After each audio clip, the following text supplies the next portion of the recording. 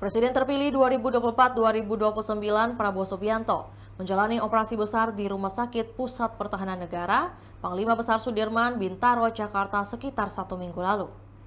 Ternyata ada cerita di balik cedera kaki Prabowo. Wakil Ketua Umum Partai Gerindra, Habibur Rahman mengatakan, Prabowo mengalami kecelakaan ketika terjun payung di Timor Timur pada tahun 80-an silam. Habibur Rahman menjelaskan prajurit TNI lain juga mengalami cedera serupa. Dia menegaskan akibat dari kecelakaan itu baru muncul ketika sudah tua. Sementara itu, Prabowo Subianto memberi kabar kepada publik bahwa dirinya telah sukses menjalani operasi besar, yakni operasi untuk cedera kaki kirinya. Tim dokter yang menangani operasi Prabowo ialah Brigjen TNI Purnawirawan, Dr. Robert Hutauruk, Kolonel Dr. Sunaryo, Dr. Siska Widayati, dan Dr. Thomas.